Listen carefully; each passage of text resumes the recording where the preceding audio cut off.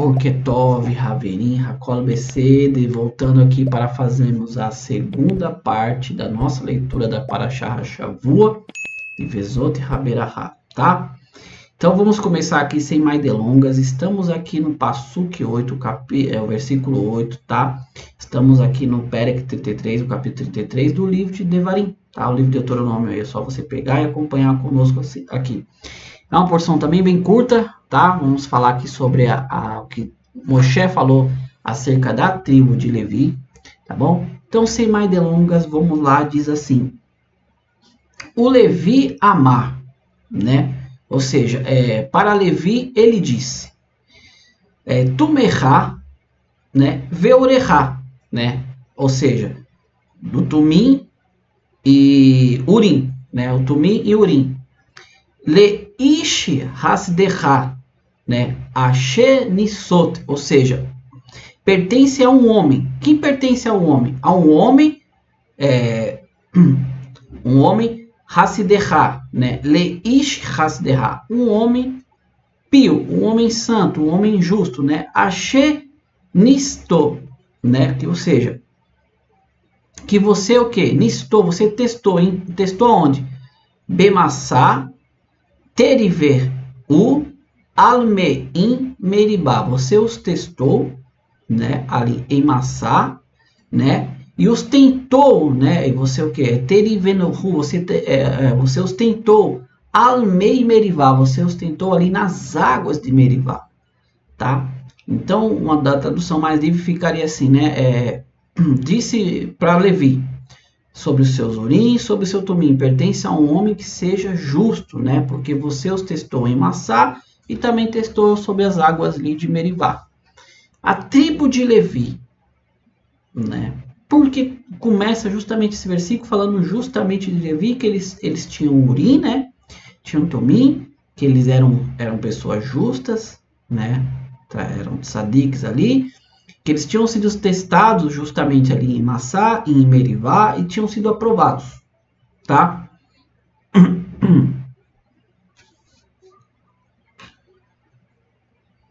Lembra da questão de Merivá, quando o pessoal estava reclamando com Moisés, porque não tinha água, Deus foi lá, falou para ele falar para a rocha, bater na rocha, no caso a rocha bateu, e ele saiu água ali, né? A única tribo que não reclamava nessas situações era a tribo de Levi, tá? Não vamos muito mais longe. Quando chegou na questão do bezerro de ouro, o que a Torá nos diz? Que a única tribo que não se envolveu na questão do bezerro de ouro foi a tribo de Levi. Por isso Deus os deu a ele o Urim e o Tumim. Lembra das duas pedras que tinham, né? Que através delas Deus falava com o sacerdote. Quando tinha alguma questão, alguém vinha e Deus trazia dentro dessas pedras a resposta.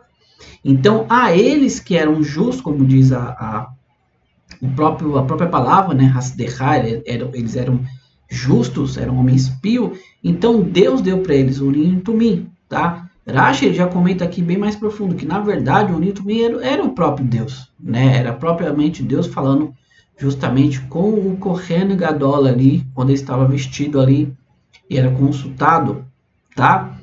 E vem esse versículo que começa a louvar a diferença da tribo de Levi das demais tribos de Israel, porque eles permaneceram ali limpos, santos, separados no meio de todo o meio daquelas provocações que tiveram para com Moshe e para com Deus, tá? E continua o versículo assim, ó. Aquele que disse a seu pai e a sua mãe, eu não o vejo, nem reconheceu seus irmãos, nem conheceu seus filhos, porque eles guardaram sua palavra e mantiveram seu pacto. Isso aqui é bem interessante, talvez, né, fique boiando assim, versículo, mas lembra que quando Moshe desceu do monte com as tábuas, ele quebrou e viu que a única tribo que não havia se misturado na questão do bezerro de ouro era a tribo de Levi, o que ele falou? Agora cada um da tribo de Levi vai pegar a espada e vai matar os seus parentes, né? E daqui você lê, aquele que disse a seu pai e a sua mãe, eu não vejo, eu não estou vendo você como meu pai ou minha mãe, Nem reconheço meus irmãos, nem conheço seus filhos, porque eles não, no caso aqui, né, eles não guardaram os mandamentos de Deus. Nós guardamos sua palavra e mantivemos o seu pacto. Tá? Mesmo ali depois de 40 dias, eles aguardando Moisés. A tribo de Levi foi a única que permaneceu ali, né? Eu acho que ele traz um comentário interessante aqui, só para nós elucidarmos, entendemos o quão profundos são os comentários de Rashi para a gente entender o versículo. Olha só. Ele fala assim, em relação justamente com Haomé Leavim, né? Ou seja, aquele que disse ao seu pai, né? O Leimô, ou seja, a sua mãe, Lore ite o, né? Reite iv, né? Desculpa. Ou seja, eu não os vejo. Rashi ele comenta assim, ó. Moshe disse, quando os filhos de Israel pecaram com o bezerro de ouro, eu disse, quem é Deus? Vem a mim. Né? Como nós vemos justamente lá em Êxodo 32, 26. Todos os filhos de Levi se juntaram a Moisés, juntaram a mim. Eu lhe pedi para matar os culpados da adoração do bezerro, mesmo se fosse seu pai e sua mãe, sendo ele israelita e não levita. O seu irmão materno, o filho de sua filha, cujo marido não era levita, e assim eles fizeram. Aí vem aqui, ó, que interessante. E fala assim, no entanto, é impossível explicar que se refere literalmente a seu pai e sua mãe. Por quê? Olha só. Sua mãe, seu pai e seu irmão paterno. Por quê? Da mesma forma, seus filhos no sentido literal, porque todos eles eram levitas. Então, se o texto diz que todos os levitas se reuniram a Moisés, então já os filhos deles, né, também seriam levitas. E os seus pais também. Ninguém da tribo de Levi pecou, conforme está dito no versículo. Todos os filhos de Levi se juntaram. Então, o texto está querendo dizer que justamente quando Moisés disse isso, não era literalmente, tá? Mas está falando das pessoas que são próximas. Tá? Essas são duas partes aqui da interpretação de Rashi. Tá?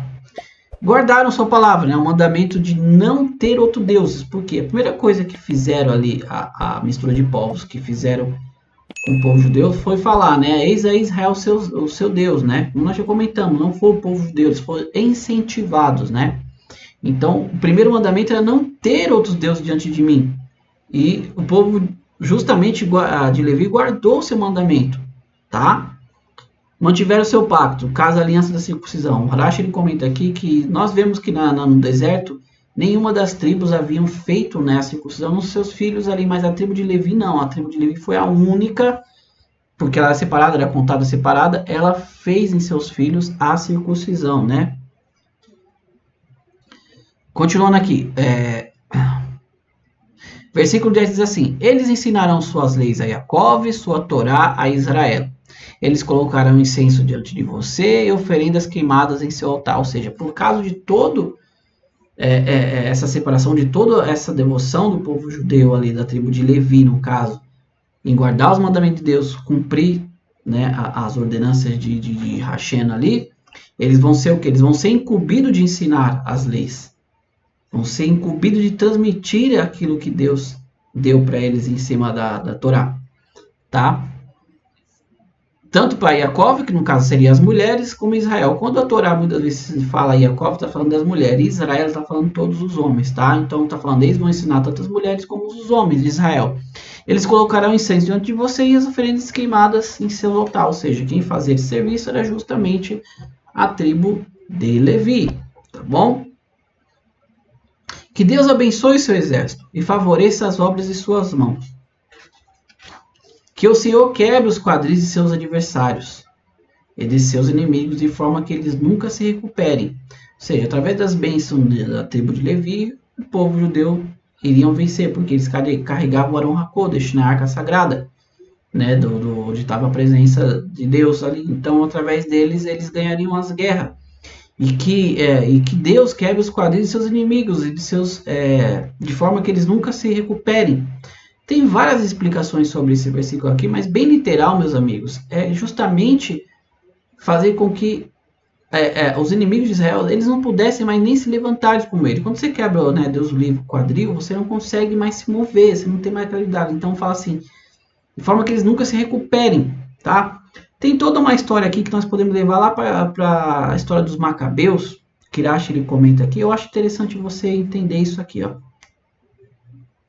Vamos lá, diz assim, ó, Urashi comenta sobre esse versículo 11, né, que o Senhor quebra os quadris do seu adversário. Ele fala assim, ó, quebre aqueles que se levantarem contra ele nos quadris, isto é, semelhante ao que está dito, certamente causar aos seus quadris que se cambaleiem, sem ter firmeza. Aqui Moshe estava se referindo àqueles que divergem do sacerdócio, aqueles que falam, não foi Deus que escolheu vocês para estar fazendo o serviço de Deus. Nós já vimos aqui sobre a questão de Datã e Aviram, tá? Uma outra explicação, Moshe viu profeticamente que os Hashmonai e seus filhos iriam travar uma guerra contra os gregos. A questão lá de Hanukkah, tá? Quando Yehudá, Macabeu ali, né, que era tudo da tribo de Levi, os seus filhos se levantaram contra o exército grego ali, né, que eles queriam fazer uma similar a cultura grega com a judaica, apagando todo ali, então se levantaram, né? Portanto, Moshe orou por eles porque eram poucos em números, eram muito bem poucos quanto o exército grego. Ou seja, os 12 filhos dos filhos de Hashmonai e Elazar contra dezenas de milhares do Império Grego. Mesmo assim, venceram, tá? Deste modo, Moshe disse que Deus abençoe seu exército e favoreça as obras de suas mãos, tá? Isso aqui é um comentário de Urashi. Continuando aqui, ó, para nós terminarmos, o último versículo. Sobre Beniamim, ele disse, posso o amado de Deus viver em segurança com ele, e cubra-o todo dia, e resida entre seus ombros. Né? Beniamim aqui era o mais novo, né? O irmão ali de Yosef, justamente da sua mãe. Tá? Aí fala assim, ó. Sobre Beniamim ele disse, para nós terminarmos, Rashi comenta, uma vez que a bênção de Levi é para o trabalho dos sacrifícios, e a de Beniamim é sobre a construção do templo sagrado que ocorreu em seu território justamente da tribo de Benjamim, Moshe justapôs um ao outro, né? Colocou um do lado do outro. Logo a seguir, ele justapôs a Yosef, porque Yosef também tinha um santuário construído dentro do seu território, tá? Ou seja, o tabernáculo de Shiloh era construído dentro do território da tribo de Yosef, tá? Conforme está escrito, ele rejeitou a tenda de Yosef, etc., tá? Como está lá em Salmo 78, versículo 67.